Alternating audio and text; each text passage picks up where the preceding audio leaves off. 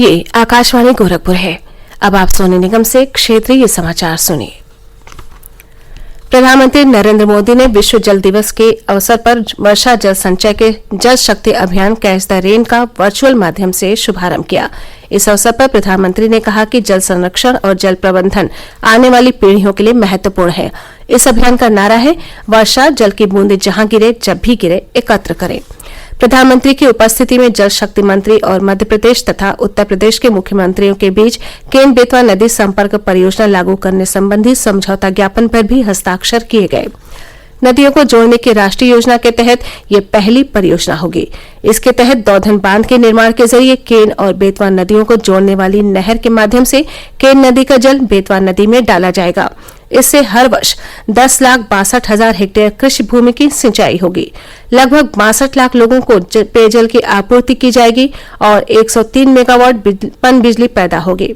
इस परियोजना से बुंदेलखंड के पानी की कमी वाले क्षेत्रों को जल आपूर्ति की जा सकेगी। विश्व जल दिवस के मौका पर उपराष्ट्रपति एम वेंकैया नायडू ने सभी से जल का उपयोग विवेकपूर्ण तरीके से करने और इसके संरक्षण के लिए ठोस प्रयास करने का आह्वान किया।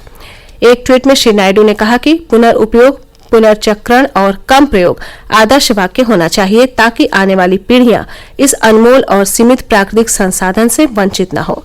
केंद्रीय पर्यावरण मंत्री प्रकाश जावड़ेकर ने सभी से आग्रह किया है कि वे जल स्रोतों को संरक्षित रखने के प्रयास करें। उन्होंने कहा कि सभी को प्रधानमंत्री के कैच द रेन अभियान में शामिल होना चाहिए। मुख्यमंत्री योगी आदित्यनाथ ने आगामी त्योहारों के मद्देनजर खाद्य सुरक्षा और औषधि प्रशासन विभाग को पूरी सक्रियता से बाजारों में बिक रही खाद्य सामग्री की गुणवत्ता की जांच करने के निर्देश दिए हैं। लखनऊ में आज विभिन्न विभागों के कार्यों की समीक्षा करते हुए मुख्यमंत्री ने कहा कि बाजारों में बेचे जा रहे सरसों के तेल की भी गुणवत्ता की जांच की जाए। श्री योगी ने सभी जनपदों में तहसील दिवस और थाना दिवस को और प्रभावी बनाए जाने के निर्देश दिए। उन्होंने कहा कि जनपदों में जिलाधिकारी जनता की समस्याओं और शिकायतों के निस्तारण की नियमित समीक्षा करें। मुख्यमंत्री ने गर्मी के मौसम में आग से होने वाली दुर्घटनाओं को रोकने के लिए राहत आयुक्त कार्यालय और जनपद स्तर पर राजस्व प्रशासन को सक्रिय रहने के निर्देश दिए। श्री योगी ने 1 अप्रैल से गेहूं खरीद के लिए सभी व्यवस्थाएं समय से पूरी करने के भी निर्देश दिए। प्रदेश में कोविड से संक्रमित व्यक्तियों की संख्या बढ़ रही है। मुख्यमंत्री योगी आदित्यनाथ ने लोगों से अपील की है कि वे कोविड से संबंधित दिशा निर्देशों का पालन करें। हमारे संवाददाता ने बताया है कि प्रदेश में दूसरे राज्यों से आने वाले कोरोना मरीजों की पहचान के लिए बस अड्डों, रेलवे स्टेशनों और हवाई अड्डों पर रैपिड एंटीजन टेस्ट किए जा रहे हैं। राज्य में पिछले 24 घंटे के दौरान 542 नए कोरोना मरीजों का पता चला, जो इस साल 16 जनवरी के बाद से एक दिन में मिले मरीजों की सबसे ज्यादा संख्या है। सरकार आने वाले त्योहारों के मद्देनजर फोकस टेस्टिंग कर रही है, जिसमें दुकानों पर काम करने वाले लोगों की कोरोना जांच की जा रही है। प्रदेश में कल एक दिन में 1,35,257 नमूनों की जांच की गई, जिसमें 50% से अधिक जांच आरटीपीसीआर के माध्यम से की गई। प्रदेश में अब तक 3,37,15,631 नमूनों की जांच की जा चुकी है।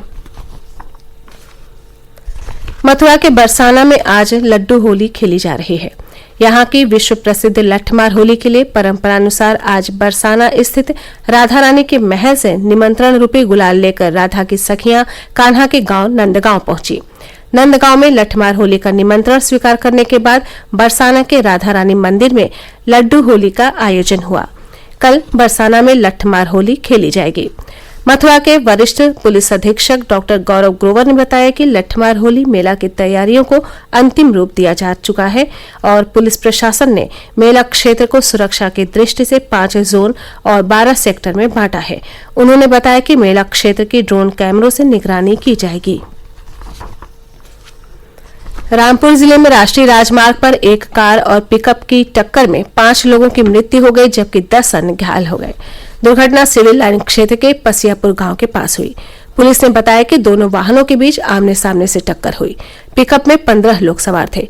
घायलों में से 3 की हालत गंभीर बनी हुई है। उधर कुशीनगर के कसया क्षेत्र के हेतिमपुर में राष्ट्रीय राजमार्ग 28 पर आज बारातियों से भरी एक बस दुर्घटनाग्रस्त हो गई, जिसमें एक व्यक्ति की मृत्यु हो गई और 12 अन्य घायल हो गए।